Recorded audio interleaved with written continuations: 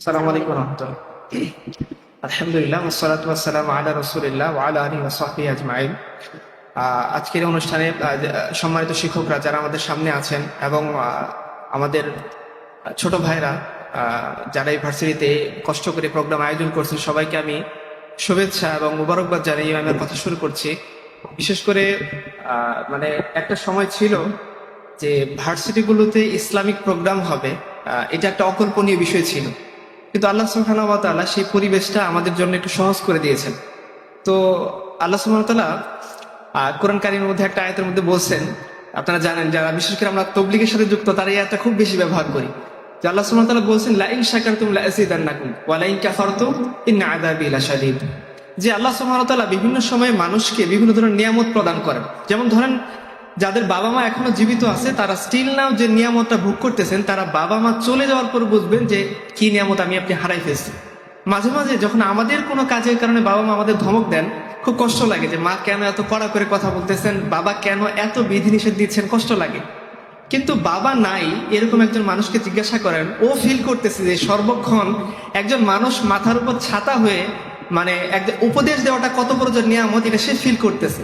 ধরেন আমাদের মা অনেক সময় আমাদের কারণে, আমাদের কোনো কর্মের কারণে তিনি আমাদেরকে ধমক দেন, হ্যাঁ, বাড়ি থেকে বের হয়ে যেতে বলেন। এটা শুনতে কষ্ট লাগে বা হজম করতে কষ্ট লাগে। কিন্তু যার মা নেই তাকে জিজ্ঞাসা করে সে কতদিন যাবত সেই ধমকটা মিস করতেছে যেটা তার মা তার ছোটবেলায় তাকে দিত।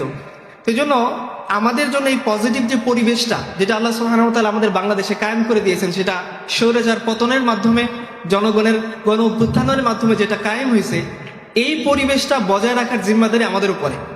আমরা যদি এই পরিবেশটাকে গুরুত্ব না দেই, এটাকে কাজে না লাগাই, আর মনে করি মানে হেলায় ফেলায় সময়টা নষ্ট করি, তাহলে আর হয়তো বেশি দিন দূরে থাকবে না যে এই স্বৈরাচারের মধ্যে অন্য কোনো স্বৈরাচার আমাদের মাথার উপর চেপে বসবে। তো যে প্রেরণা আমরা 5ই অগাস্টে লাভ করছি, যে প্রেরণা আমরা 15ই আগস্টে লাভ করছি, আমাদের উচিত সেগুলোকে কাজে লাগিয়ে এটা ভার্সিটিতে আমাদের স্বাভাবিক পরিবেশ, আমাদের স্বাভাবিক দাবি যে একজন মানুষ সে হিন্দুর পূজা করবে, একজন মুসলমান তাহলে কেন মুসলমানের প্রোগ্রাম করতে পারবে না? ঢাকা ভার্সিটিগুলোতে আপনারা জানেন একটা সময় ছিল পূজার জন্য অনুদান দেওয়া হইতো, কিন্তু মুসলমানদের কোনো প্রোগ্রামের জন্য অনুদান থাকতো না। ইভেন আপনারা রিসেন্টলি দেখছেন একটা যে সলিমুল্লাহ মুসলিম হল, যেটাকে নবাব সলিমুল্লাহ টাকায় বানানো হয়েছে, সলিমুল্লাহ মুসলিম হল স্পেশালি মুসলিমদের জন্য। তখন তো একটু বিভাজন ছিল, জগন্নাথ হল ছিল হিন্দুদের জন্য, তো সলিমুল্লাহ মুসলিম হল ছিল মুসলমানদের জন্য। এইখানে 12 বছর পরে আজান হয়েছে প্রকাশ্যে মাইকে। এর আগে মাইকে আজান দেওয়া নিষিদ্ধ ছিল কোন হলে? সলিমুল্লাহ মুসলিম হলে। এটা কিন্তু জগন্নাথ হলের কথা আমি বলতেছি না। ধরেন সেখানে জগন্নাথ হলে সমস্ত ধরেন কথার কথা হিন্দুরা থাকে, তো তারা যদি এটা করতো তাহলে একটা বিষয় ছিল, নাম হচ্ছে সলিমুল্লাহ মুসলিম হল, কিন্তু সেখানে মুসলমানদের যে আজান সেটা 12 বছর প্রকাশ্যে দেওয়া নিষেধ ছিল। এটা কিন্তু আমি গুজরাটের কাহিনী বলতেছি না বা হিন্দুস্তানের কোনো কাহিনী বলতেছি না, আমি আমার দেশের রাজধানীর ঢাকা ইউনিভার্সিটির একটা হলের কথা বলতেছি। তো আমরা যদি সেই পরিবেশে ফেরত না যেতে চাই, তাহলে আমাদের উচিত এই যে উপযুক্ত সময় সেটাকে কাজে লাগানো। তো কাজে লাগানোর মাধ্যম কি? আল্লাহ সুবহানাহু ওয়া তাআলা তার দ্বীনি কাজ করার জন্য যে পরিবেশটাকে সহজ করছেন, এই সহজতাকে কাজে লাগিয়ে দ্বীনের জন্য অনুকূল পরিবেশের সৃষ্টি করা। আচ্ছা, আমি আপনাদের যদি জিজ্ঞাসা করি, দ্বীন কি শুধুমাত্র হুজুরদের জন্য? মানে ধরেন যাদের দাড়ি টুপি আছে, দিন শুধুমাত্র তালা পালন করবে, যে রিক্সাওয়ালা, যে একজন সাধারণ মানুষ, বা ধরেন যে ভার্সিটির পোস্ট ডক করা একজন টিচার, তার জন্য কি আল্লাহর দিন না? না, দিনটা শুধুমাত্র ধরেন যারা মসজিদ মাদ্রাসায় পড়ে থাকে কিংবা ভার্সিটিতে যারা তবলিগ করে বা যাদের দাড়ি টুপি আছে, এরাই কি শুধু আল্লাহর দিন পালন করবে? নবীজির সিরাত শুধুমাত্র কি এই সকল হুজুরদের জন্য নাকি সবার জন্যে? তাহলে সবাই যে সিরাতকে আপন যদি না করে নি, সবাই যদি দিনকে আপন না করে নি, এরপরও যদি বলি যে আমাদেরকে কেন দিন মানতে দেওয়া হয় না, এরপরও যদি বলি যে মুসলমান হওয়া সত্ত্বেও কেন 12 বছর আজান বন্ধ থাকে, তো এটা সমস্ত দায় আমাদের উপরে। মুসলমান হিসেবে তো লজ্জা হওয়া উচিত ছিল যে একটা ভার্সিটিতে দুর্গাপূজার অনুমোদন আসতেছে, কিন্তু একটা ভার্সিটিতে আমাদের ইসলামিক প্রোগ্রাম করার জন্য ভিসির রুমে, ডিনের রুমে, প্রক্টরের রুমে দৌড়াদৌড়ি করে পায়ের জুতা ক্ষয় করার পর আমরা অনুমোদন আনতে পারতেছি না। তার মানে দোষটা আমাদের উপরে। মেজরিটি আমরা ছিলাম না। আমরা এটা বলতেছি না যে পূজা বন্ধ হয়ে যাক, প্রত্যেক ধর্মের মানুষ তার অনুষ্ঠান পালন করবে তার নির্দিষ্ট টেরিটরির মধ্যে, আমাদের তো কোনো সমস্যা নেই। কিন্তু আমরা মুসলমানরা আমাদের অনুষ্ঠান পালন করতে পারবো না, এই যে পারিনি এতদিন, এর জন্য দায়ভারটা আমাদের ছিল।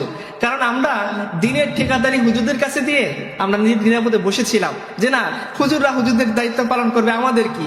কিন্তু ভাই এবং যারা বোন আমাদের কথা শুনতেছেন, যে দিনের জিম্মাদারি আল্লাহ সুবহানাহু ওয়া তাআলা শুধুমাত্র হুজুরদেরকে ঠিকাদারি দেন নাই। আল্লাহ সুবহানাহু ওয়া তাআলা তার বান্দা হিসাবে প্রত্যেকটা বান্দাকে দায়িত্ব দিয়েছেন তার দিনের জন্য কাজ করার। প্রত্যেকটা বান্দার উপরে দায়িত্ব দিয়েছেন যে তুমি যদি আমাকে পেতে চাও, আমাকে ভালোবাসতে চাও, তাহলে আমার নবীজিকে মাধ্যম হয়ে তুমি আমার কাছে আসবা, আমার নবীজির অনুসরণের মাধ্যমে তুমি আমার কাছে আসবা। এটা শুধুমাত্র দাড়ি টুপিওয়ালাদের জন্য, শুধুমাত্র মসজিদওয়ালাদের জন্য, শুধুমাত্র মাদ্রাসা স্টুডেন্টদের জন্য আল্লাহ সুবহানাহু ওয়া তাআলা এই জিনিসটা খাস করে দেন নাই। এটা সবার জন্য আম করে দিয়েছেন। দিন পালন, দিন প্রতিষ্ঠা, দিনের প্রচার, দিনের কাজ করা, নবী সাল্লাল্লাহু আলাইহি সাল্লামকে জানা, তাকে মানা, তার জীবনে অনুসরণ করা, এটা আমাদের একেবারে যার দাড়ি নাই, যার ইভেন যাকে আমি বলছি যে হাফ প্যান্ট পরা, তার জন্য যেমন জরুরি, ঠিক তেমনি যার মাথায় পাগড়ি আছে, যার শরীরে টুপি আছে, পাঞ্জাবি আছে, দাড়ি আছে, তার জন্য সমমাত্রা জরুরি।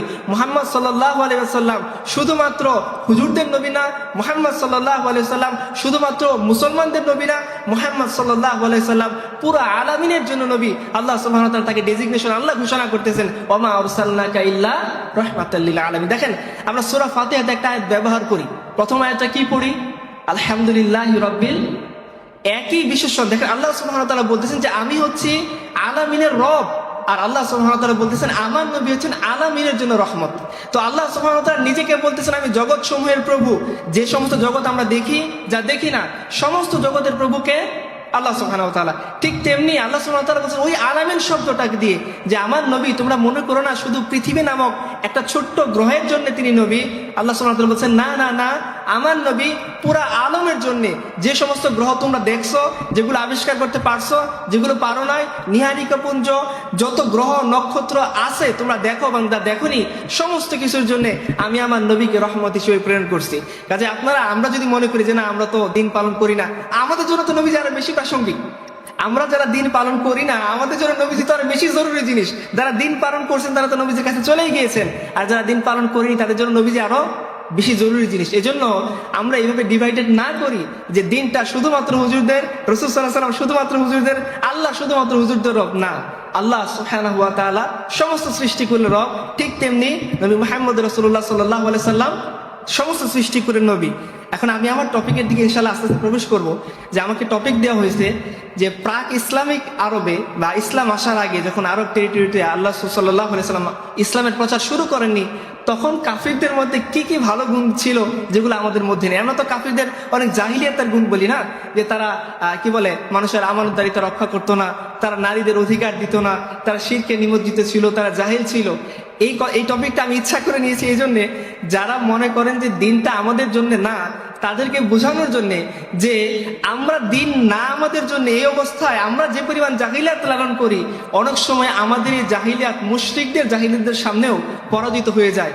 আমাদের যাতে একটু ছোটখাটো লজ্জা হয় যে যারা বেঈমান ছিল, যারা রাসূলুল্লাহ সাল্লাল্লাহু আলাইহি সাল্লামকে স্বীকার করেনি, যারা আল্লাহ সুবহানাহু ওয়া তাআলাকে সভরেন পাওয়ার হিসেবে স্বীকার করেনি, তারা যে পরিমাণ আল্লাহকে ভয় করত কিছু কিছু ক্ষেত্রে, তারা রাসূলুল্লাহ সাল্লাল্লাহু আলাইহি সাল্লামকে যে পরিমাণ শ্রদ্ধা করত, আস্থা রাখত কিছু কিছু ক্ষেত্রে, ওই সমস্ত ক্ষেত্রে আমরা আল্লাহ রাসূলের উপর এতটা আস্থা রাখি কিনা, তার দুই একটা এক্সাম্পল আমরা আপনাদেরকে সিরাত থেকে দেখাইতে চাই। প্রথম যদি কথা হয়, আপনারা সবাই জানেন আসহাবে ফিলের একটা ঘটনা, যেটা আল্লাহ সুবহানাহু ওয়া তাআলা কোরআন কারীমে বলেন আলাম তারা কাইফা ফাআলা রাব্বুকা বিআসহাবিল ফিল। এটা সবার জানা ঘটনা যে বাদশা আব্রাহা সে কি করছে, তার লোক লস্কর নিয়ে তার মনে হয়েছে যে মুসলমানদের কাবাকে সে যদি ধ্বংস করে দেয়, তাহলে সে যে একটা গির্জা নির্মাণ করছিল মুসলমানদের কাবার এগেইনস্টে, যে সে চাচ্ছিল কি যে সমগ্র মানুষ যেন তার হজের কার্যাবলী তার ওই গির্জায় গিয়ে করে, ইয়েমেনে যে সে গির্জা নির্মাণ করছে, তার প্রজেক্ট ব্যর্থ, ফেল হয়েছে।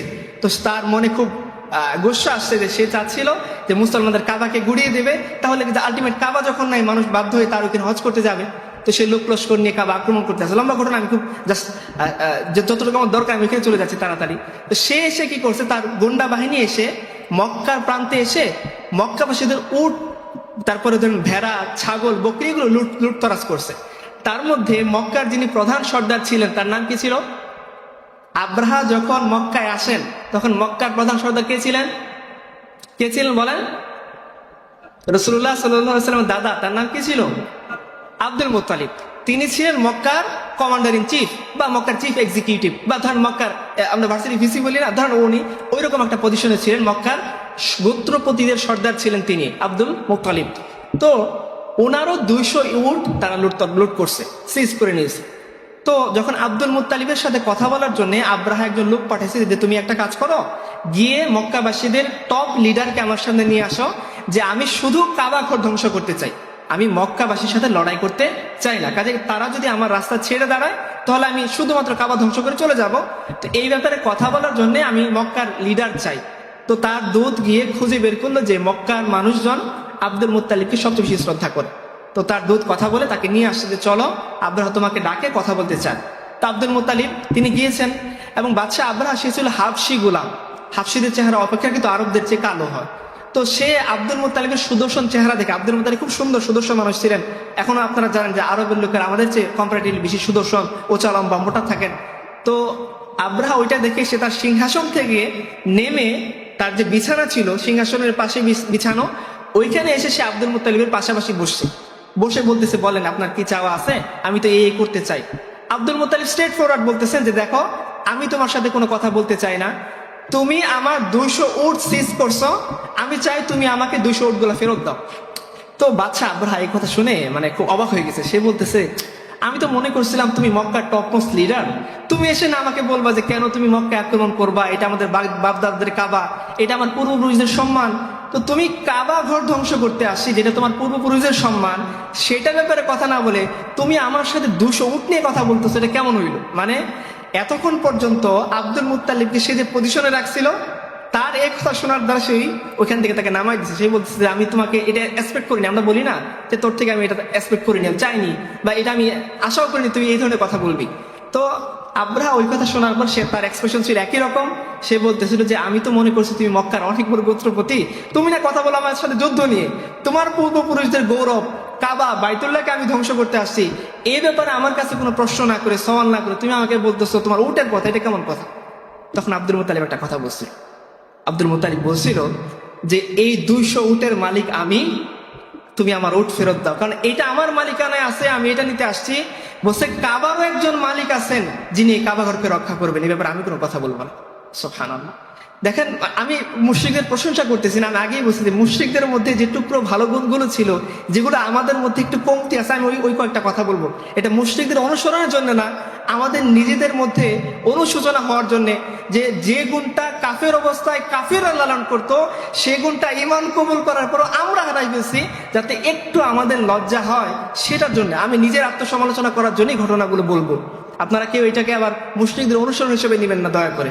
আচ্ছা, তো আব্দুল মুত্তালিবের এই কথা শুনে সে ভুরকে গেল যে কি বলে লোকটা, সে ওটের মালিক, সে বলতেছে তুমি আমাকে 200 উট ফেরত দাও, আমি ওটের মালিক। কাবা ঘরের একজন মালিক আছেন যিনি এই ঘরকে রক্ষা করবেন। দেখেন, এই যে ইয়াকিন, একজন মুশরিক সে আল্লাহকে স্বীকার করে না, স্বীকার বলে আল্লাহ সবরিনটিকে স্বীকার করে না, আল্লাহ খালিক তারা স্বীকারই করে, কোরআন মাজিদ আল্লাহ সুবহানাহু ওয়া তাআলা নিজে বলছেন। তো তার যে পরিমাণ আল্লাহর প্রতি ইয়াকিন ছিল, আস্থা ছিল যে আল্লাহর ঘরকে আল্লাহ রক্ষা করবেন, আমার দায়িত্ব হলো আমার উট নিয়ে চলে যাওয়া, সে এই পরিমাণ দৃঢ়তা আমরা মনে হয় আল্লাহ সুবহানাহু ওয়া তাআলার সামনে দেখাইতে পারি না। আমাদের লাগে টেকনোলজি, আমরা মনে করি না এই টেকনোলজি ছাড়া মনে হয় সম্ভব না। টেকনোলজির জরুরত আছে, এটাকে কেউ অস্বীকার করতেছে না, কিন্তু দিন বিজয়ের জন্য আল্লাহ সুবহানাহু ওয়া তাআলা টেকনোলজিকে শর্ত রাখেননি। দিন বিজয়ের জন্য আল্লাহ সুবহানাহু ওয়া তাআলা শর্ত রেখেছেন, মুসলিম উম্মাহ তার দিনের উপর ইস্তেকামাত থেকে আল্লাহর জন্য কাজ করবে, আল্লাহ সুবহানাহু ওয়া তাআলা তার দিনকে তিনি নিজেই বিজয়ী করবেন। আল্লাহ সুবহানাহু ওয়া তাআলা দিন বিজয়ের ঠিকাদারি কোনো গোত্রকে, কোনো মানুষকে, কোনো ইনস্টিটিউশনকে দেয়নি, এটা আল্লাহ সুবহানাহু ওয়া তাআলা নিজে জিম্মাদারিতে লাগছেন। ইন্না নাহনু নাযালনা যিকর ওয়া ইন্না লাহু লাহাফিজুন। আল্লাহ বলেন এটা আমি নাজিল করছি, আমি সংরক্ষণ করে রাখবো। আমাদের দায়িত্ব দিনকে বিকৃত করা না, আমাদের দায়িত্ব দিনকে বিক্রি করে খাওয়া না, আমাদের দায়িত্ব দিনকে বিসর্জন দিয়ে কোনো প্রোগ্রাম করা না, আমাদের দায়িত্ব হচ্ছে দিনকে আঁকড়ে ধরে সামনে এগিয়ে যাওয়া। বিজয় আল্লাহ সুবহানাহু ওয়া তাআলার পক্ষ থেকে আসবে। তো আব্দুল মুত্তালিব ফিরে গেছে, ফিরে গিয়ে সে কি করতেছে, তার গোত্রদেরকে সাবধান করতেছে, তোমরা চলে যাও। বাদশাহ আব্রাহা হাতি বাহিনী নিয়ে এসছে। আরবের লোকের হাতির সাথে পরিচিত ছিল না, তাদের হস্তি বাহিনী নেই, তো কাজে তাদের সাথে যুদ্ধ করার মতো ক্ষমতা আরববাসী ছিল না। সেজন্য সে তার গোত্রদেরকে সাবধান করে বলছে তোমরা পাহাড়ের কাছে চলে যাও, মক্কা শহরকে খালি করে দাও, আব্রাহা কাবা ধ্বংস করতে আসবে। সবাই চলে গেছে। সে এবং গুটি কয়েক টপমোস্ট লিডার তারা কাবা ঘরকে আঁকড়ে ধরে কাবার গিলাফ ধরে দোয়া করতেছে। কি দোয়া করতেছে? এটাও আমার জন্য একটা ছোট ছোট করে শিক্ষা। সে বলতেছিল যে হে আল্লাহ, একজন হত দরিদ্র দাস, তাকে যদি একটা দায়িত্ব দেওয়া হয় যে তোমার এটা হলো তোমার দায়িত্ব, এটা হলো তোমার অধীন, ও তো সর্বাত্মক চেষ্টা করে একজন দাস হওয়ার পরেও, একজন হাফসি গুলাম হওয়ার পরেও, একজন ধরেন দারোয়ান হওয়ার পরেও সে তো সর্বাত্মক চেষ্টা করে যে তার অধীনে যারা আছে। আচ্ছা, একজন একজন ধরেন আপনাদের ভিসি সাহেব কি চাইবেন তার ওয়াইফে কেউ লাঞ্ছিত করুক? চাইবেন না। একজন দারোয়ান কি চাইবে তার ওয়াইফকে কেউ লাঞ্ছিত করুক? কারণ কি, ভিসির অধীনস্থ তার ওয়াইফ। ঠিক তেমনি একজন দারোয়ান, সে হতে পারে দারোয়ান আমাদের ভাই, কিন্তু তার অধীনস্থ তার ওয়াইফ, তিনি তো চাইবেন না তার অধীনস্থ, চাই তার পোষপতি দারোয়ান বা সুইপার হোক, কেউ চাইবে না তার অধীনস্থ কেউ লাঞ্ছিত হোক। সে কথা সে আব্দুল মুত্তালিব আল্লাহর সাথে বলতেছে অভিমান করে যে হে আল্লাহ, একজন সাধারণ দাসও তো তার অধীনস্থ কাউকে এভাবে অরক্ষিত ছেড়ে দেয় না, আর তুমি তো সর্বশক্তিমান, তুমি কি তোমার কাবাকে এইভাবে ছেড়ে দিবে আব্রাহার হাতে? কত অভিমান করে আব্দুল মুত্তালিব কথাগুলো বলতেছে। আপনার চিন্তা করি ভাই, যারা এখানে আছেন, বোন যারা এখানে আছেন, একটু চোখটা বন্ধ করে চিন্তা করুন তো, লাস্ট কবে আপনি আল্লাহর সাথে এভাবে আবেগ দিয়ে কথা বলছিলেন?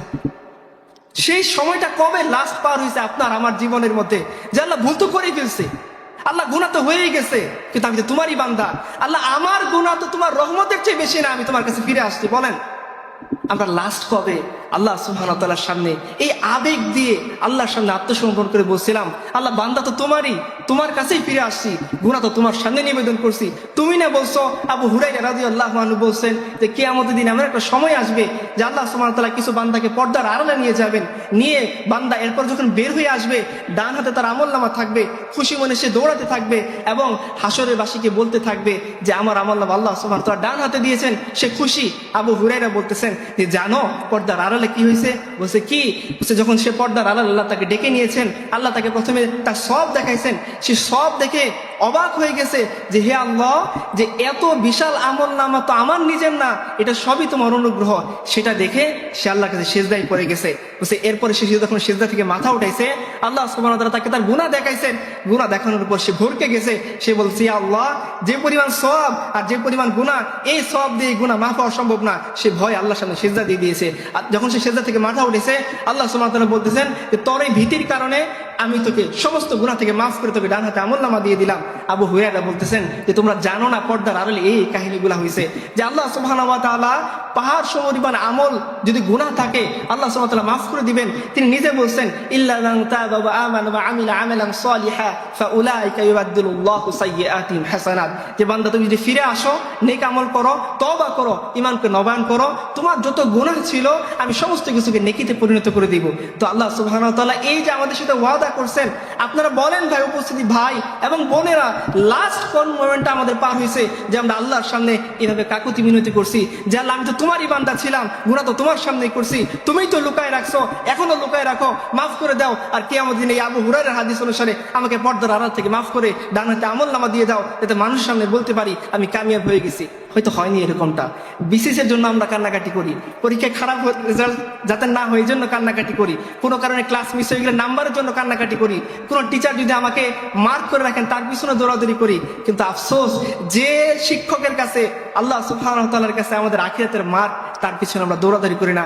আমাদের মনে হয় যে এই ক্ষেত্রে অন্তত আব্দুল মুত্তালিবের কাছ থেকে আমাদের কিছুটা শিক্ষা নেওয়া উচিত, যে আমরা মুসলিম হওয়ার পরও আমরা আল্লাহর সাথে আরজি জানাইতে ভুলে গেছি। আজকে দুনিয়ার পিছনে যতটা ছুটি, ধরেন শিক্ষামন্ত্রীর কাছে একটা দায়িত্ব, অনেক মানুষ, আমাদের একবার দেখা হলো শিক্ষা উপদেষ্টার সাথে, যাওয়ার পরে দেখলাম প্রত্যেকটা মিনিটে তার শিডিউল সেট আপ করা, সকাল থেকে 5টা পর্যন্ত তার কি হবে। একের পর এক মানুষ আসছে তার কাছে আরজি জানানোর জন্য, কারো এটা দরকার, কারো শিক্ষা একটু বাজেট দরকার, কেউ চাকরিচ্যুত হয়ে গেছে। ভাই প্রিয় বোন, সমস্ত কিছুর সলিউশন আলটিমেট কার হাতে? আমরা কেন আল্লাহর কাছে ফিরে যাব? কেন সে আল্লাহর কাছে ফিরে যাব না? আমরা যদি ছোট্ট একটা ডিপার্টমেন্টের দায়িত্বশীল হওয়ার কারণে আমরা শিক্ষামন্ত্রীর কাছে যাই শিক্ষা সংশ্লিষ্ট কাজে, তো শিক্ষা, দীক্ষা, কৃষি, সায়েন্স, টেকনোলজি সমস্ত কিছুকে যিনি সৃষ্টি করেছেন, সে God of the gods, Lord of the lords Allah সুবহানাহু ওয়া তাআলার সামনে কেন যাব না আমরা? কেন এই আব্দুল মুত্তালিবের জীবন থেকে আমার মনের মধ্যে অন্তত আসবে না যে সে কুফরি হালতে সে আল্লাহর সাথে যে পরিমাণ বাচ্চামো করে অভিযোগ করে অভিমান করে তার দাবি দেওয়া পেশ করতেছে। আমি লাস্ট কবে গিয়েছিল যে আমার যত দাবি, আমার যত দাওয়া, আমার কষ্ট, আমার দুঃখ, আমার বেদনা আমি লাস্ট আল্লাহ সুবহানাহু ওয়া তাআলার সামনে একাকী নিভৃতে আল্লাহর সামনে কেঁদে উপস্থাপন করছি যে আল্লাহ এগুলো আমার দরকার, তুমি আমাকে দিয়ে দাও। যে আমি তো তোমারই বান্দা আর তুমি তো আমারই মালিক। তুমি তো বলছো যে সমস্ত কিছু হওয়ার পর লা তাকনাতু মির রাহমাতিল্লাহ, যে তুই আমার রহমত থেকে কখনো নিরাশ হইস না। আমি সেই তোমার সেই ওয়াদাকে স্মরণ করে আমি তোমার কাছে ফিরে আসছি। লাস্ট কবে হয়েছে আমাকে বলে। এই জন্য আমাদের উচিত যে বিষয়টা খেয়াল রাখা। মুসলমান হওয়ার পরও আমাদের যদি এই বিষয়ে লজ্জা না হয়, অনুশোচনা না আসে, তাহলে ভাই আর কবে আসবে? মরার পরে? মরার পরে কি আমার আসবে? হ্যাঁ, কবর মে কোই পুছনে ওয়ালা নেহি হতি আর শাম্মা জ্বালাও তো উজালা নেহি হতি। যে আপনি যতই চেষ্টা করেন যে কবরের মধ্যে গিয়ে চেষ্টা করবেন, যত লাইটিং করেন কোনো কাজ হবে না। বাইরে থেকে যত লাইটিং করা হবে, ভিতরে আপনার কোনো কাজে আসবে? দুনিয়া সে যা রাহা হো কাফন মে ছুপা কার মুহ আফসোস বাদ বারনে কি হায় আই হে মুঝে। কবি বলতেছেন যে দেখো, যে মৃত্যুর সময় আমাকে ঠিকই কাফনে ঢেকে দেওয়া হয়েছে, আফসোস আমার কি মরার সময় শেষ লজ্জাটা আসলে এর আগে আসলো না? আগে কত মস্তি, কত মাঝ মস্তি, হাফ প্যান্ট পরে ঘোরাঘুরি করা, বেপর্দা হয়ে ঘোরাঘুরি করা, কিন্তু মরার সময় তো আমাকে ঠিকই কাফনে ঢেকে দেওয়া হয়েছে। আফসোস মরার সময় কি আমার শেষ লজ্জাটা আসলে এর আগে আসতে পারলো না? যেটা আমরা চিন্তা করি, মুহাসাবা করি, নিজেদের পরীক্ষাটা নিজে নেই যে এই ক্ষেত্রে, অন্তত এই ক্ষেত্রে আব্দুল মুত্তালিবের আবেগটা আল্লাহর সামনে যতটা কাজ করতেছে, আমার কি কখনো এইভাবে আবেগটা উঠলে উঠছিল? দেখেন, আমরা আরো একটু সামনে আগাই, সবাই যদিও কাছাকাছি চলে আসছে, যে রাসূলুল্লাহ সাল্লাল্লাহু আলাইহি সাল্লামকে সবচেয়ে বেশি কষ্ট দিয়েছে মক্কার জীবনে কুরাইশরা। কুরাইশ কাফেররা এমন কিছু নাই যেটা রাসূলুল্লাহ সাল্লাল্লাহু আলাইহি সাল্লামের সাথে করেনি। আল্লাহ রাসূল, আপনারা জানেন যে তিনি নামাজ পড়তেছেন, তার উপরে উকবা ইবনে আবি মুয়াইত এসে আবু জাহেলের প্ররোচনায় ওটের পচা নারী ভুঁড়ি ডাস্টবিন থেকে এনে তার মাথার উপরে ছেড়ে দিয়েছে। এটা তো গেছে। রাসূলুল্লাহ সাল্লাল্লাহু আলাইহি ওয়াসাল্লাম তিনি খাবার রান্না করতেছিলেন, তার উপরে বাড়ি থেকে মানে ওই যে ওটের যে বিষটা সেটা ঢিল দিয়ে তার ওই যে পাতিলের উপর ফেলে দেওয়া হইতো, তার ডেক যে ছিল সেটার উপর ফেলে দেওয়া যাতে আল্লাহ সব খানা পিনা না করতে পারেন। তিনি যখন নামাজ পড়তেন, পেছন থেকে তার চোখের দিকে, তার শরীরের দিকে ধুলাবালি ছুঁড়ে মারা হতো। এবং ফাতেমা রাদিয়াল্লাহু আনহা বলছেন যে আমার পিতা যখন বাইরে যাইতেন, আমি দেখতাম তার ড্রেসটা ক্লিন, তার চেহারা খুব সুন্দর, কিন্তু যখন ফিরে আসতেন তার চেহারা ধুলোয় দূষিত, তার পোশাকে ময়লা। আমি জিজ্ঞেস করতাম, বাবা এমন কেন হয়েছে? তিনি বিবরণ দিতেন যে কুরাইশরা আমাকে আজকে থুতু দিছে, আমার জামা ধরে টানাটানি করছে, আমি রাস্তা হেঁটে যাচ্ছি, আমার শরীরে ধুলো নিক্ষেপ করছে। এই পরিমাণ কষ্ট কুরাইশরা আল্লাহ রাসূল সাল্লাল্লাহু আলাইহি সাল্লামকে দিয়েছে। কিন্তু এই কুরাইশরা একদিন মক্কার কাবার চত্বরে রাসূলুল্লাহ সাল্লাল্লাহু আলাইহি সাল্লাম নামাজ পড়তেছেন, ওই হালতে উকবা ইবনে আবী মুয়াইত কি করছে? উঠে নারী ভুঁড়ি আছে। তো রাসূলুল্লাহ সাল্লাল্লাহু আলাইহি সাল্লাম মাথা উঠাইতে পারতেছেন না। তো আব্দুল্লাহ ইবনে মাসউদ তিনি কিছু করতে পারতেছেন, তার ভয় হচ্ছে। তিনি গিয়ে ফাতেমাকে ডেকে আনছেন রাদিয়াল্লাহু আনহা। তিনি এসে ওই নারী ভুঁড়ি সরাইছেন। রাসূলুল্লাহ সাল্লাল্লাহু আলাইহি সাল্লাম নামাজ শেষ করছেন। এরপরে তিনি নামাজ শেষ করে হাত উঠিয়ে আল্লাহ সুবহানাহু ওয়া তাআলার কাছে দোয়া করতেছেন, আল্লাহুম্মা আলাইকা বিকুরাইশ, আল্লাহুম্মা আলাইকা বিআবু জাহেল, উতবা, শাইবা, এভাবে তিনি নাম ধরে বলতেছেন। একটু আগে যে বদমাশরা আবু জেহেল, উতবা, শাইবা, উকবা ইবনে আবী মুয়াইত, এই সমস্ত বড় বড় বদমাশরা যারা আল্লাহ রাসূলকে নিয়ে হাসি তামাশা করতেছিল যে দেখো মুহাম্মদ তার রবকে সেজদা দিচ্ছে সাল্লাল্লাহু আলাইহি ওয়াসাল্লাম, এই মুহূর্তে আমরা আমাদের কি বলে দাম্ভিকতা, আমাদের ক্ষমতা দেখানোর জন্য তার উপর উঠে নারী ভুঁড়ি এনে দিয়েছি, তাকে বাঁচানোর কেউ নাই। এই অবস্থায় তারা যে পরিমাণ হাসাহাসি করতেছিল, রাসূলুল্লাহ সাল্লাল্লাহু আলাইহি ওয়াসাল্লাম যখন তিনি বদ্দ আরম্ভ করলেন কাফেরদের নাম ধরে ধরে, কুরাইশ গোত্রের নাম ধরে, এই সমস্ত বদমাশগুলোর হাসি নিমিষে মিলিয়ে গেল। কেন মিলিয়ে গেছে ভাই? কেন মিলিয়ে গেছে? তারা তো মজা নিচ্ছিল, তার তো দোয়া শুনে তার তো ভরকে যাওয়ার কথা না, তার মুখ তো স্তব্ধ হয়ে যাওয়ার কথা না, কারণ সে তো দোয়াকে বিশ্বাসই করে না, সে তো বিশ্বাসই করে না আল্লাহ সর্বমোক্ষ ক্ষমতার অধিকারী। তবুও কেন তাদের চেহারা মলিন হয়ে গেল? তারা তাড়াতাড়ি বলতেছিল, মুহাম্মদ তুমি এখান থেকে সরো। কেন বলতেছিল? ভাই এবং বোন, তারা জানতো যে রাসূলুল্লাহ সাল্লাল্লাহু আলাইহি সাল্লাম কখনো মিথ্যা কথা বলেন না। তিনি যেহেতু বলছেন যে কুরাইশদের উপর আল্লাহ তুমি বিচার করো, কুরাইশদের তুমি শাস্তি দাও, আবু জেহেল, উতবা, শাইবা, উকবা ইবনে আবী মুয়াইতকে তুমি শাস্তি দাও, তার মানে আল্লাহর শাস্তি অবধারিত, অবশ্যই আমাদের উপর পতিত হবে। এই শাস্তির ভয়ে তাদের চেহারার রং পরিবর্তন হয়ে গেছে, তাদের হাসি থেমে গেছে, তাদের বদমাশি বন্ধ হয়ে গেছে। তারা আল্লাহ সবকে বলতেছিল তুমি তাড়াতাড়ি মক্কার চত্বর থেকে চলে যাও, কারণ তুমি যে ভয় দেখাইছো এটা অবশ্যই বাস্তবায়ন হবে। আপনারা আমাকে বলেন যে আমরা আল্লাহ রাসূল সাল্লাল্লাহু আলাইহি ওয়াসাল্লামের কথাকে এই পরিমাণ বিশ্বাস করি কিনা? এতটা বিশ্বাস আমাদের কার্যক্রম হয় কি আমরা কোনো কিছু করার আগে সায়েন্সকে সামনে নিয়ে এসে সায়েন্সের বাটখারা দিয়ে সায়েন্সের স্কেল দিয়ে রসুলের সুন্নাহকে মাপবো, রসুলের হাদিসকে মাপবো, রসুলের কথাকে মাপবো, উত্তীর্ণ হইলে পরে আমি আল্লাহ রসুলের কথাকে মানবো। এই যে আমাদের মাইন্ডসেট, এই যে আমাদের টেন্ডেন্সি, এই যে আমাদের চিন্তা চেতনা, আপনি এটা মিলান তো কাবার মুশরিকদের সাথে। ওরা তো সায়েন্স আনলো না, টেকনোলজি আনলো না, ওরা কোনো কিছু আনলো না। এক কথায় যখন আল্লাহ রসুল দোয়া করতেছেন তারা ভরকে গেল, ভয় পেয়ে গেল, চেহারা রং পরিবর্তন হয়ে গেল। তাদের যে তখন হাসি তামাশা সেটা বন্ধ করে দিয়ে তারা ভয়ে চলে বলতেছে মোহাম্মদ তুমি চলে যাও, না জানি আর কোনো দোয়া করে যে পুরো আরবের উপর যদি বিপদ আসার দোয়া করে তাহলে আমরা কোথায় যাব। রাসূলুল্লাহ সাল্লাল্লাহু আলাইহি ওয়াসাল্লাম সাহাবীরা বলছেন যাদের নাম ধরে ধরে দোয়া করা হয়েছিল প্রত্যেককে আমরা বদরের ময়দানে, যুদ্ধের ময়দানে মৃত্যু অবস্থায় পড়ে থাকতে দেখছি। তাদের হাসি কেন মলিন হয়ে গেছিল বুঝতে পারছেন? তারা বুঝতে পারছে আল্লাহ রাসূল যেটা বলছেন সেটা হবেই, আজ হোক বা কাল। আল্লাহ রাসূল যেহেতু বলছেন কুরাইশরা বিচার করো, আবু জেহেল, উতবা, শাইবা, আবু মুআইতের বিচার করো, তার মানে এদের বিচার হবেই, আজ হোক বা কাল। ওরা বিশ্বাস করতো যারা আল্লাহ রাসূলের বিচারতে স্বীকৃতি দিত না, ওরা বিশ্বাস করতো যারা আল্লাহ রাসূলের নবুয়তে স্বীকৃতি দিত না। কিন্তু আফসোস আজকে আমরা মুসলমান যারা বলি মুহাম্মদুর রাসূলুল্লাহ সাল্লাল্লাহু আলাইহি ওয়াসাল্লাম, তারা বিশ্বাস করে না যে রাসূলুল্লাহ সাল্লাল্লাহু আলাইহি ওয়াসাল্লাম কথা সত্য হতে পারে।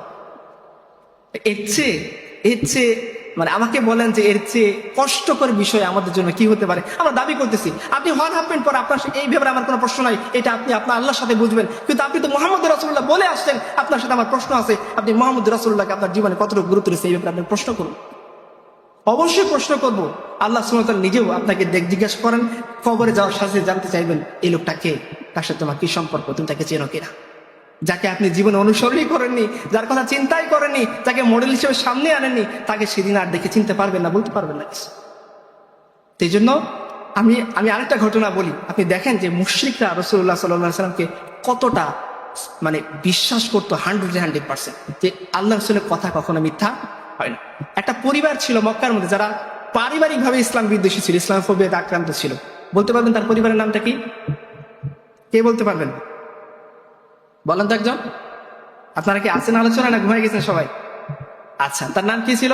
তাব্বাত ইয়াদা আবি লাহাবি ওয়া তাব। আল্লাহ সুবহানাহু ওয়া তাআলা আবু লাহাবের কথা বলছেন যে তার উপরে আল্লাহ তাআলা লানত বর্ষিত।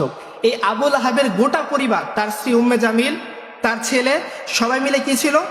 সবাই ছিল কাফের, কি বলে মানে ইসলাম বিদ্বেষী পরিবার। তার ছেলে উতবা ইবনে আবি লাহাব, সে ছিল আল্লাহ রাসূলের দুশমন। তার পিতা, তার মা, সবাই মিলে পুরো গোটা ফ্যামিলি ছিল রাসূলুল্লাহ সাল্লাল্লাহু আলাইহি ওয়াসাল্লামের বিরোধী।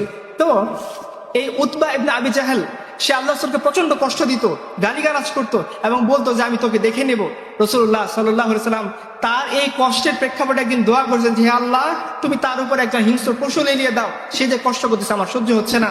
তো এই দোয়া শোনার পরে তার পিতা এই আবু লাহাব সে সারাক্ষণ তার ছেলেকে চোখে চোখে রাখতো। বলো তো কেন চোখে চোখে রাখতো? সে তার পুত্রকে নিয়ে একবার সামনে গেছে বিজনেস করতে। তখন আপনারা জানেন যে সমন্বিত কি বলে সবাই মিলে যে একসাথে প্রকল্প পরিচালনা করে সমবায় বিজনেস ছিল মক্কাতে। তো তারা সমবায় বিজনেসে কোথায় গেছে? সামনে গেছে তার ব্যবসায়িক জিনিস বেচা কেনা করতে এবং এর বিনিময়ে মক্কার জন্য জিনিসপত্র কিনে আনতে। তো পথে মধ্যে আবুল লাহাবের হঠাৎ মনে পড়ছে, হ্যাঁ মুহাম্মদ তো বলছে সাল্লাল্লাহু আলাইহি ওয়াসাল্লাম যে আমার ছেলের উপরে যে কোনো সময় হিংস্র পশু লেলিয়ার জন্য আল্লাহ কাছে দোয়া করছে। তো সে তার যে কাফেলা ছিল সবাইকে বলছে আমার ছেলেকে একটু দেখে রাখো, এর বিনিময়ে আমি তোমাদেরকে 100 টাকা পয়সা দিব, আমার ছেলে যাতে কোনো ক্ষতি না হয়। তো কাফেলার লোকজন এই উতবা ইবনে আবি লাহাবকে মধ্যে নিয়ে সবাই ঘেরাও করে পথ চলতেছিল।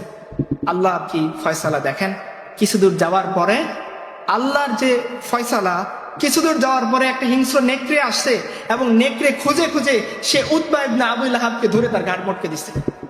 যখন এই ঘাড় মটকানো দেহ নিয়ে আবু লাহাব কোলে নিয়ে তার সন্তানকে চোখের পানি ফেলতেছিল, তখন সে একটা কথা বলছে, তারিখের কিতাবে লিপিবদ্ধ আছে যে মুহাম্মদ যেদিন বলছিল যে তোর উপর আল্লাহ যাতে হিংস্র পশু লেলিয়ে দেয়, ওই দিন আমি বুঝে ফেলছিলাম যে তোর মৃত্যু হবে হিংস্র পশুর মাধ্যমে। আজকে দেখ মুহাম্মদের কথা বাস্তবে প্রমাণিত হয়েছে। আমার শত চেষ্টা, আমার শত পদক্ষেপ, সিকিউরিটি গার্ড তোকে মুক্তি দিতে পারে নাই, কারণ মুহাম্মদ রাসূলুল্লাহ বলছে তোর উপর যখন আল্লাহ তাআলা হিংস্র পশু লেলিয়ে দেন, আল্লাহ সেটা ঠিকই লেলিয়ে দিয়েছে। তার মানে মুহাম্মদ সাল্লাল্লাহু আলাইহি ওয়াসাল্লামের কথাকে কাফেররা বিশ্বাস করতে কি করতো না? কি পরিমাণ বিশ্বাস করতো? 100-এ 99, 98, 97, 80 না 100-এ 100। আরেকটা এক্সাম্পল নেন। আপনারা জানেন যে একজন কাফেরের নাম আমি বললাম, এটা কুইজ থাকবে আপনাদের জন্য, যে সে রাসূলুল্লাহ সাল্লাল্লাহু আলাইহি ওয়াসাল্লামকে খুব বেশি কষ্ট দিত। তো আল্লাহ রাসূল, এবং সে বলতো যে হে মুহাম্মদ, তোমার জন্য আমি একটা মানে এই যে ঘোড়া লালন পালন করতেছি, নাদুস নুদুস করতেছি, যদি মক্কার বাইরে তোমার সাথে আমার দেখা হয় তাহলে আমি তোমাকে শেষ করে দিব। কারণ তখনও আবু তালিব জীবিত ছিলেন, রাসূলুল্লাহ সাল্লাল্লাহু আলাইহি ওয়াসাল্লাম চাচা, যার কারণে কাফেররা আল্লাহ রাসূলকে মারার জন্য কোনো পদক্ষেপ নিতে পারতেছিল না। তখন সে বলতেছিল কি যে আমি এই ঘোড়াকে মোটা তাজা করতেছি, যদি কোনোদিন আমি পাই তোমাকে মক্কার বাইরে, তাহলে এই ঘোড়ার উপরে চড়ে আর ওই বর্ষা দিয়ে আমি তোমাকে হত্যা করব। রাসূলুল্লাহ সাল্লাল্লাহু আলাইহি সাল্লাম সেদিন ওই কাফেরকে বলছিলেন যে তুমি আমাকে মক্কার বাইরে পেলে হত্যা করবা, মনে রেখো তোমার সাথে যদি আমার কোনদিন মক্কার বাইরে দেখা হয় তাহলে আমি তোমাকে দেখে নেব। এই কাফের এই বদর যুদ্ধে যায়নি ভয়ের কারণে, কারণ মক্কার বাইরে চলে যাচ্ছে, আল্লাহর সাথে তার সাক্ষাৎ হইতে পারে। উহুদের যুদ্ধে কাফেরদের প্ররোচনায় পড়ে, ধোকায় পড়ে সে উহুদের যুদ্ধে চলে গেছে। শেষ মুহূর্তে মুসলমানরা যখন পাহাড়ের উপরে উঠে গেছে, রাসূলুল্লাহ সাল্লাল্লাহু আলাইহি ওয়াসাল্লাম যখন পাহাড়ের উপরে উঠে আশ্রয় নিয়েছেন, এই মুহূর্তে ওই কাফের তার ওই ঘোড়া নিয়ে এবং বর্ষা নিয়ে পাহাড়ের উপরে উঠে গেছে। কারণ সে জানতো আজকে সেই দিন, যেদিন মুহাম্মদ সাল্লাল্লাহু আলাইহি ওয়াসাল্লামের সাথে তার দেখা হয়েছে, আজকে যদি একটা এসপার ওসপার না হয় তাহলে তার খবর আছে। তো সে কি করতেছিল, ওই ঘোড়া নিয়ে এবং বর্ষা নিয়ে এগিয়ে যাচ্ছিল রাসূলুল্লাহ সাল্লাল্লাহু আলাইহি ওয়াসাল্লামের দিকে। রাসূলুল্লাহ সাল্লাল্লাহু আলাইহি ওয়াসাল্লাম তখন আরেক সাহাবীর কাছ থেকে তিনি কি করলেন, একটা বর্ষা নিয়ে ওই কাফেরের দিকে ঢিল মারছেন, শুধুমাত্র তার ঘাড়ের এদিকে কানের এদিকে একটু স্পর্শ করে সামান্য রক্ত বের হয়েছে, তাতেই সে ভেড়ার মতো গাধার মতো চেঁচাচ্ছিল। আর আবু সুফিয়ান সহ অন্যান্য বড় বড় কাফিররা, আবু সুফিয়ান তখনও মুসলমান হননি, তিনি বলতেছেন যে কি ব্যাপার, সামান্য একটু আঘাত লাগছে, জাস্ট একটু টোকা তোমার বর্ষা দিয়ে গেছে, কান থেকে সামান্য একটু রক্ত বেরোচ্ছে, এতেই তুমি এইভাবে গাধার মতো কেন চেঁচাচ্ছ? তখন ওই কাফের বলছিল যে আল্লাহর কসম, মুহাম্মদ বলছিল মক্কার বাইরে পেরে আমি যদি তার সামনাসামনি হই তাহলে সে আমাকে দেখে দেবে। আল্লাহর কসম করে বলতেছি, যদি মুহাম্মদ সাল্লাল্লাহু আলাইহি সাল্লাম আজকে আমার দিকে থুথুও নিক্ষেপ করতো, আমি মারা যেতাম, আমি খতম হয়ে যেতাম, আমি নিঃশেষ হয়ে যেতাম, কারণ মুহাম্মদের কথা কখনো মিথ্যা হতে পারে না। আপনি এই কুইক কুইজটা থাকলো, আমি বললাম না যে এই কাফেরের ব্যাপারে আপনারা কি বলবেন, আমাদের ব্যাপারে আপনি কি বলবেন, আমাকে একটু বলেন দেখি, বুঝে যাই।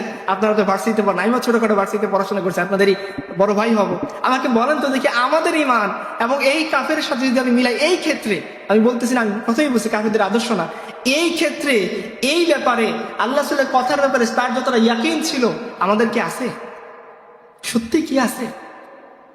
একটু চিন্তা করা দরকার যে আমরা সত্যি রাসূলুল্লাহ সাল্লাল্লাহু আলাইহি সাল্লামকে আমরা যেভাবে বলি সেভাবে আমরা আলটিমেট রাসূলুল্লাহ সাল্লাল্লাহু আলাইহি সাল্লামকে এতটা বেশি আপন বা ইয়াকিন রাখি কিনা যে আল্লাহ রাসূল যেহেতু বলছেন দুনিয়া উল্টে যাক, চাই সেটা প্লেটো, সক্রেটিস, এরিস্টটল, তারপরে হুগো গ্রোসিয়াস, কারো কিতাবে পাওয়া যাক বা না যাক, এইটা হবেই।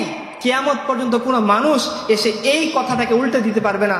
আল্লাহ রাসূল যেহেতু বলছেন তার মানে এটা এইভাবেই, আল্লাহ রাসূল যেহেতু করতে বলছেন তার মানে সলিউশন এইভাবেই, তার বাইরে কোনো সলিউশন নাই। আমরা কি এটা বলতে পারছি? পারিনি। তার মানে এই কাফের এই ক্ষেত্রে আমাদের জন্য এক্সাম্পল রেখে গেছে, যেটা দিয়ে আমাদের লজ্জা হওয়া উচিত। আমি একটা ছোট্ট কথা বলি আমাদের বন্ধুর উদ্দেশ্যে, কিন্তু প্রশ্ন আসছেই, কাফেরদেরকে কি ভালো গুণ ছিল যেটা আমাদের মধ্যে নেই? লজ্জার জন্য, আমি নিজের লজ্জার জন্য বলতেছি যে একবার আপনার মক্কা বিজয়ের পরের কথা জানেন, রাসূলুল্লাহ সাল্লাল্লাহু আলাইহি সাল্লাম মক্কা বিজয়ের পরে সমস্ত কাফেরকে ক্ষমা করে দিয়েছেন, কয়েকজন স্পেসিফিক কাফের ছাড়া, তাদের অপরাধ ছিল অনেক বেশি মাত্রা, বিশেষ করে গোস্তাখে রাসূলের মাসলা যার সাথে জড়িত ছিল। তো এরকম একজন মৃত্যুদণ্ডপ্রাপ্ত আসামি ছিলেন হিন্দ, আবু সুফিয়ান রাদিয়াল্লাহু আনহুর ওয়াইফ। তিনি পরবর্তীতে দুজনে ইসলাম কবুল করেছেন রাদিয়াল্লাহু আনহু আজমাইন। তো উনি আল্লাহ রাসূল সাল্লাল্লাহু আলাইহি ওয়াসাল্লাম মেয়েদেরকে আলাদাভাবে বায়াত নিতেন, ছেলেদেরকে আলাদাভাবে বায়াত দিতেন, এবং রাসূলুল্লাহ সাল্লাল্লাহু আলাইহি ওয়াসাল্লাম কোনোদিন কোনো নারীর হাত স্পর্শ করেনি। দূর থেকে তিনি কি করেছেন? নারীদের হাতে বায়াত নিয়েছেন। তো তিনি বায়াত নিচ্ছেন এবং বলতেছেন, মহিলাদেরকে আল্লাহ রাসূল কিছু ব্যতিক্রমী কথাবার্তা বলতেন যেটা পুরুষদেরকে বলতেন না, যেমন তোমরা চুরি করবো না, জেনা করবো না, ব্যভিচার করবো না, নিজের সন্তান এমন কোনো সন্তানকে অমুক স্বামীর সন্তান বলে দাবি করবো না, ইত্যাদি। প্রথমে আল্লাহ রাসূল যখন কথা বলেন চুরি করবা না, তখন যখন আল্লাহ রাসূল এই পয়েন্ট বলছেন, হিন্দ লুকিয়ে ইসলাম কবুল করতে আসছে, কারণ তার মাথার মধ্যে মৃত্যুদণ্ডের পরোয়ানা ঝুলতেছে, যে কোনো সময় তাকে খতম করে দেওয়া হবে। তো মৃত্যুদণ্ড মাফ করার মাধ্যম হচ্ছে ইমান কবুল করা, ইমান কবুল করে আল্লাহ সুবহানাহু ওয়া তাআলা তাকে মাফ করে দিবেন এবং আল্লাহ সুবহানাহু তাকে মাফ করে দিবেন। তো সেই জন্যে ঘুমটা দিয়ে মাথায় ঢেকে সে ওই নারীদের কাতারে দাঁড়িয়ে রাসূলুল্লাহ সাল্লাল্লাহু আলাইহি ওয়াসাল্লাম হাতে বায়াত নিচ্ছে।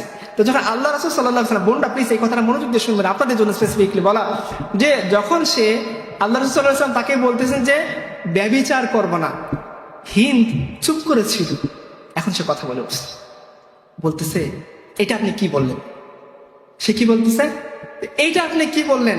উনি বলতেছেন, হিস্টোরিক্যাল স্পিচ যদি আপনারা লিখে রাখতে পারেন, উনি বলতেছেন ইয়া রাসূলুল্লাহ, কোন স্বাধীন সম্ভ্রান্ত গণ্ডের নারী কি জেনা করতে পারে?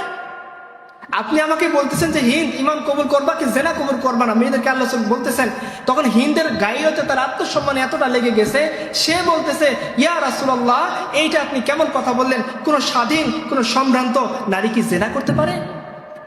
তার গায়েও তো লেগে গেছে, তার আত্মসম্মান লেগেছে, অথচ সে তখনও মুসলমান হচ্ছে এরকম একটা ভাব।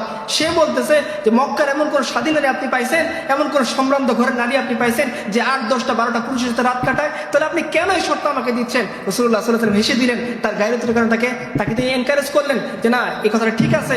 তো আমাদের বোনরা, আমাদের সংস্কৃতি কতটা পরিবর্তন হয়ে গিয়েছে, সময়ের সাথে সাথে আমরা কতটা পরিবর্তন হয়ে গিয়েছি যে আজকে আমাদেরই বোনরা, মুসলিম ঘরে জন্ম নেওয়া নারীরা তার বান্ধবীর সাথে, তার বয়ফ্রেন্ডের সাথে সেটা শেয়ার করে সে কয়টা পুরুষের সাথে রাত কাটাইছে, কার সাথে সে কেমন জীবন কাটাইছে, এগুলো সে ব্লগে বর্ণনা দেয়, ফেসবুকে বর্ণনা দেয়, এবং এটাকে সে অধিকার মনে করে। আপনি আমাকে বলেন যে মক্কার মুশরিক নারীরা, সম্ভ্রান্ত নারীরা, স্বাধীন নারীরা যে পরিমাণ আত্মসম্মানের অধিকারী ছিল, আমাদের সমাজের আমাদের বোনরা আছে নাকি হারাই গেছে? হারাই গেছি আমরা। তা আমরা যদি এরপরেও একটু লজ্জা না হই, তাহলে আমাদের বলতে হবে যে আমাদের কি মরার পরে শেষ লজ্জাটা আসবে? তখনই কি আমরা আল্লাহ এবং তার রাসূলের কথাকে মেনে নিব? তখন তো আমাদের আর কোনো সুযোগ থাকবে না। শেষ একটা কথা বলি যে আমাদের সমাজ কতটা পরিবর্তন হয়ে গিয়েছে যেটা আমরা ধরে রাখতে পারিনি। আপনারা জানেন কাবাঘর মেরামতের কথা, জানেন না আপনারা সবাই? রাসূলুল্লাহ সাল্লাল্লাহু আলাইহি ওয়াসাল্লামের নবুয়ত পূর্ব সময়কালীন সময়ে কাবাঘরকে মুশরিকরা কি করছে? মেরামত করছে। কেন মেরামত করছিল? কারণ কাবাঘর পুরাতন হয়ে গিয়েছিল এবং চোরটা এগুলো ভিতরে প্রবেশ করতো, মূল্যবান সম্পদ হাতিয়ে নিত। এই জন্য তারা চিন্তা করছে যে কাবাঘরটাকে কি করবে, পুনরায় এটা দেওয়াল ধরে শক্ত মজবুত করে মেরামত করবে। এটা ছোট্ট একটা ঘটনা আছে এটার মধ্যে। আমি কি একটু সময় পাবো না? আমার আজানের পর পর্যন্ত একটু সময় পাবো? আচ্ছা, এর আগে শেষ করলে তো হবে, তাই না? আচ্ছা, আমি ঠিক আছে ইনশাআল্লাহ। তাহলে আমি একটু এটা বোঝার জন্য বলি যে আল্লাহ সুবহানাহু ওয়া তাআলা, আচ্ছা আপনারা বলেন তো দেখি, এই যে 5ই আগস্ট গেল, 5ই আগস্ট দুপুর 2টার আগে কে কে অ্যাজাম্পশন করছিলেন যে হাসিনা পালাই যাবে? সবাই কি বুঝতে পারছিলেন? নাকি 2টার পরে বুঝতে পারছেন? পরে বুঝতে পারছেন, ম্যাক্সিমামই বুঝতে পারেননি। এই যে অ্যাক্সিডেন্টাল একটা চেঞ্জ, এটা কে ঘটাইছেন? আমাদের অ্যাজাম্পশনে ছিল না, কারণ তার যে দাম্ভিকতা, আপনারা জানেন, এগুলো আমি বলতেছি না, আমি বলে আমার দাঁত ব্রাশ করতে চাই না, এগুলো বললে আমার দাঁত ব্রাশ করতে হবে, জাফর ইকবাল আমার তোমার বলতে হবে। আচ্ছা, তো সে পালাই গেছে। এটা আল্লাহ সুবহানাহু ওয়া তাআলা একটা যে মুহূর্তের মধ্যে নাটকীয় একটা পরিবর্তন আল্লাহ সুবহানাহু ওয়া তাআলা বলছেন। দেখেন, বাংলাদেশে তাকে টেকানোর জন্য সবাই চেষ্টা করছে না? পুলিশ বাহিনীর প্রধান, আর্মির প্রধান, তার আত্মীয়, পুলিশের লোক তার আত্মীয়, তার লোক দলের প্রত্যেকটা আমলা, বড় বড় আমলা তার দলে, যারা তার দলে তাকে ওএসডি করে বের করে দেওয়া। এরপর এবং আপনাদের হাউন আঙ্কেল, সে তো 12:30 পর্যন্ত তার রিপোর্টে আসছে, সে বসে বসে লাইভ দেখতেছিল কোথায় কি অ্যাকশন নিলে সরকারকে টিকিয়ে রাখা যায়। সেও শেষমেশ দেয়াল টপকে পারাইছে না? প্রথম আলো রিপোর্ট, ডেলি রিপোর্ট, আমার কথা না। সেও আত্মবিশ্বাসী ছিল কি 12:30 পর্যন্ত সরকার টিকে যাবে, সে যে কোনো মূল্যে ক্ষমতায় থাকবে এবং তার দাম্ভিকতা আরো বাড়বে। এই দাম্ভিকতা চেঞ্জ করছে না? এই যে পরিবেশের পরিবর্তন কে করেন, এবং আল্লাহ যেটা ঘটাইতে চান সেটা যেন তিনি উপলক্ষ তৈরি করে দেন, এবং এটা কেউ আটকাইতে পারে না। ইন্নাহুম ইয়াকিদুনা কাইদা ওয়া আকিদু কাইদা। আল্লাহ বলেন ওরা কৌশল করে, আরে করতে দাও। ইন্না কাইদা শাইতানা কানা দাঈফা, যে তারা যত চক্রান্ত করুক মনে রেখো আল্লাহর সামনে সেটা কিছুই না, তা শুধু মুখের ফুৎকার দিলে তারা উড়ে যাবে, এরকম একটা অবস্থা। এত দিনের চক্রান্ত, হাসিনা ক্ষমতায় ছিল কত বছর টানা, এই টানা লাস্টে কত বছর ক্ষমতায় ছিল? কত বছর? এত বছরের পরিশ্রম আধা ঘন্টায় শেষ টিকতে পারে। তার কনফিডেন্স ছিল, কিন্তু সে টিকতে পারেনি। সমস্ত গোয়েন্দা প্রধান, এসএসএফ, এনএসআই, আরো যত সিকিউরিটি ফোর্স ছিল, তারপরে ডিবি, পুলিশ, আনসার, বিডিআর, কেউ তাকে টিকাইতে পারেনি। আল্লাহ সুবহানাহু ওয়া তাআলা তার সমস্ত চক্রান্তকে নস্যাৎ করে দিয়েছেন। আল্লাহ সুবহানাহু ওয়া তাআলা মহাপরাক্রমশালী, তিনি যখন খুশি চান যে কোনো কিছু করতে পারবে। তিনি কাবাঘর নির্মাণ করবে। মক্কায় কি কাঠ আছে ভালো? মক্কায় কি ভালো ভালো গাছ হয় না? তো এই মুহূর্তে কিছু সময় আগে গ্রিস থেকে একদল লোক যাত্রা শুরু করছে, তারা বেড়াইতে আসবে আরবের দিকে। তো গ্রিস তখনকার পরাক্রমশালী একটা সভ্যতা, পরাশক্তি। যেমন ধরেন এখন রাশিয়া, চায়না, আমেরিকা যেমন পরাশক্তি, তখন গ্রিক এবং রোমান এবং পার্সিয়ান এম্পায়ার হলো এরকম পরাশক্তি। তো গ্রিক তো ছিল রোমান এম্পায়ারের আন্ডারে, তাদের বানানো জাহাজ, তাহলে ওই আমলে টাইটানিকের মতো ধরেন। তো ওরা ওইরকম শক্তপোক্ত কাঠ দিয়ে বানানো একটা জাহাজ নিয়ে রওনা দিচ্ছে, তার আরবের দিকে পিকনিক করতে, মানে বেড়াইতে ঘুরতে আসতেছে। তো তো হঠাৎ করে আল্লাহ সুবহানাহু ওয়া তাআলার কুদরত কি দেখেন, মাঝপথে ঝড় শুরু হয়েছে এবং ঝড় শুরু হওয়ার ফলে তাদের যে জাহাজ প্রতিকূল অবস্থার সম্মুখীন হয়েছে। কাঠের জাহাজ তো পানির স্রোতের সাথে টিকতে পারতেছিল না, তারা খুব দ্রুত নঙ্গ করছে পার্শ্ববর্তী একটা বন্দরে এসে, এবং আস্তে আস্তে জাহাজটা ভেঙে গেছে, কাঠ পুরা চূর্ণ বিচূর্ণ হয়ে গেছে। তারা সিদ্ধান্ত নিয়েছে যে যেহেতু কাঠগুলো চূর্ণ বিচূর্ণ হয়ে গেছে, এগুলো দিয়ে তো আর নতুন করে আমাদের পক্ষে কি বানানো সম্ভব না, জাহাজ বানিয়ে এরপরে যাওয়া সম্ভব না, আমরা কাঠগুলো স্বল্প মূল্যে বিক্রি করে দিয়ে এই টাকা দিয়ে নতুন একটা জাহাজ ভাড়া করে আবার আমাদের দেশে চলে যাব।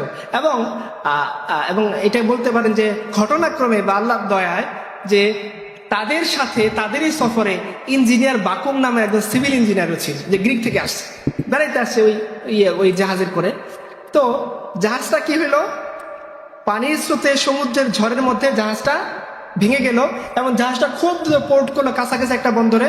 এবং তারা সিদ্ধান্ত নিল কি, জাহাজে যে শক্তপোক্ত কাঠগুলো এগুলো তারা কি করবে, এই ঘটনাগুলো আমার সিরাতের কিতাবে লেখা আছে, আমার নবী মুহাম্মদ বইতে, যে ডিটেলসে পড়তে নিতে পারবেন।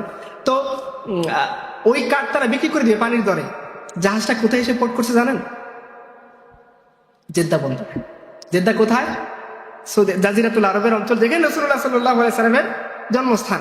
তো ওই মক্কার মুশরিকরা খোঁজ পেয়েছে যে জাজিরাতুল আরবের যে জেদ্দা বন্দরে এরকম একটা জাহাজ এবং তাদের কাঠ তারা স্বল্প মূল্যে পানির দরে বিক্রি করে দিবে। তারা লোক পাঠিয়েছে, যাও কাঠ কিনে নিয়ে আসো। তো দেখেন আল্লাহ সুবহানাহু ওয়া তাআলা কাবা নির্মাণ করাবেন, কই থেকে কাঠ আনে দিয়েছেন? পৃথিবীর সবচেয়ে ওই সময়কার সবচেয়ে শক্তপোক্ত ভালো কাঠ। সাথে ফ্রি হিসেবে কাকে পাওয়া গেল? ইঞ্জিনিয়ার বাকুমকে, সিভিল ইঞ্জিনিয়ার, যে ফ্রিতে পাওয়া গেছে। সে যদি কিছু টাকা পয়সা পায় তার জন্য তো লাভ, তার সফরটা সহজ হবে, ফ্রিতে পাওয়া গেছে। তো মক্কার মুশরিকরা এখন চিন্তায় পড়ে গেছে যে যে টাকা, যে কাঠ, এইটা দিয়ে আমাদের যে পরিমাণ টাকা, এইটা খরচ করলে পরে আমরা কাবার যে মানে অরিজিনাল যে বেস, যে ভিত্তি, ধরেন এরকমটা দেখেন, ধরেন এখানে 5000 স্কোয়ার ফিট জায়গা আছে আনুমানিক, আমি বললাম আপনাদের বোঝানোর জন্য, এই 5000 স্কোয়ার ফিট কভার করবে না। আমার যে টাকা, হালাল যে পরিমাণ টাকা, সেটা যদি আমি একত্র করি তাহলে এই যে 5000 স্কোয়ার ফিট, এটা আমার পক্ষে নির্মাণ করা সম্ভব না, কিছু জায়গা ছেড়ে দিতে হবে। এখন মাসলা কি, এটা সলভ কি হবে, সমাধান কি? আমরা কি তাহলে আমাদের সুদ, জুয়া, মূর্তি পূজার টাকা লাগাবো, নাকি শুধুমাত্র হালাল যে টাকা এইটাই দিয়ে যতটুকু হয় এতটুকু কাজ করে দিব? তো বিভিন্ন জন বিভিন্ন মতামত দিচ্ছে যে আল্লাহর ঘর এটা কি ফেলে রাখবা নাকি? আমরা হলে কি বলতাম, যে আল্লাহর ঘরকে তুমি বাইরে ফেলে রাখবা, কমায় নির্মাণ করবা, মানুষ কি বলবে, কাজটা কি ঠিক হবে? আল্লাহর ঘর মানুষ মানে পা দিয়ে মারাবে, চলো আমরা সব ঘর নির্মাণ করবো। আমাদের আবেগ তো অনেক বেশি। তো এরকম আবেগ তো ওদেরও কেন ছিল, তারাও বলতেছিল। কিন্তু আবু ওয়াহাব সে মুশরিক, সে স্ট্রিক্টলি বলতেছিল, মক্কার একজন বড় নেতা, সে বলতেছিল খবরদার, মনে রেখো আল্লাহ সুবহানাহু ওয়া তাআলা পবিত্র, তিনি পবিত্র জিনিসকে অ্যাকসেপ্ট করেন। আমরা কখনোই আমাদের হারাম ইনকামকে আল্লাহর ঘর বাইতুল্লাহর সাথে জোড়াবো না, একসাথে করবো না। হালাল টাকা দিয়ে যা হয় ওই টাকা দিয়ে আমরা বাইতুল্লাহ নির্মাণ করব, লাগলে কিছু জায়গা ছেড়ে দাও, ওইটা বাইরে থাকুক, কিন্তু আমরা আল্লাহর সাথে বেঈমানি করতে চাই না। এমন অবস্থা কাজ করতে চাই না যে আমরা একটা কাজ করলাম আল্লাহ সেটা অ্যাকসেপ্ট করবেন না। কারণ মনে রেখো, যে কাজের সাথে হারাম যুক্ত হয়েছে ওই কাজ আল্লাহ তাআলা অ্যাকসেপ্ট করবেন না। যে ইনকামের সাথে হারাম যুক্ত হয়েছে এই শরীরের ইবাদত আল্লাহ সুবহানাহু ওয়া তাআলা কবুল করবেন না। রাসূলুল্লাহ সাল্লাল্লাহু আলাইহি ওয়াসাল্লাম এক্সাম্পল দিয়েছেন, একটু খেয়াল করেন। সহিহ মুসলিমের বর্ণনা, একজন এই পথচারী, সফরকারী, মুসাফির, সে মরুভূমিতে গিয়ে তার উট হারিয়ে ফেলছে। এরপর আল্লাহর কাছে দোয়া করতেছে যে আল্লাহ আমাকে বিপদ থেকে বাঁচাও, আমার উটকে ফেরত দাও। রাসূলুল্লাহ সাল্লাল্লাহু আলাইহি ওয়াসাল্লাম বলতেছেন যে এই লোকের দোয়া কিভাবে কবুল হবে? তার খাবার হারামের, তার পোশাক হারামের, তার পানীয় হারামের। দেখেন দোয়া কবুলের যে শর্ত, মুসাফির অবস্থায় দোয়া কবুল হয় না? আপনারা জানেন সবাই, মুসাফির অবস্থায় দোয়া কবুল হয়। দোয়া কবুলের শর্ত বিদ্যমান থাকা সত্ত্বেও রাসূলুল্লাহ সাল্লাল্লাহু আলাইহি ওয়াসাল্লাম বলতেছেন যে আল্লাহ কিভাবে এটাকে সাড়া দিবেন? তার পোশাক হারামের, তার খাবার হারামের, তার পানীয় হারামের। আমাদের ইনকাম হারাম, আমাদের চাকরি হারাম, চলাফেরা হারাম, বন্ধুত্ব হারাম, পরিবেশ হারাম। এরপর আমি যদি মনে করি যে সেজদা দিয়ে জান্নাত কামিয়ে ফেলবো, সেটা ভিন্ন বিষয়। এটা হবে না এরকমটা। রাসূলুল্লাহ সাল্লাল্লাহু আলাইহি ওয়াসাল্লাম বলেছেন হারাম ইবাদত, হারাম রুটি রুজির পরে ইবাদত কবুল হবে না। তো মক্কার মুশরিকটা কতটা কনসার্ন ছিল আপনারা এখনো দেখেন। হাতিবে কাবা নামের যে গোলাকার অংশ, এটা ওই ভিত্তির কারণে মক্কার মুশরিকরা কাবার ভিত্তিকে কিছুটা বাইরে রেখে ওই গোলাকার অংশকে বাইরে রাখছে। অরিজিনাল কাবা ছিল সম্পূর্ণটা, কিন্তু টাকার, হালাল টাকার অভাবে তারা সেই সম্পূর্ণ ভিত্তি নির্মাণ করতে পারে।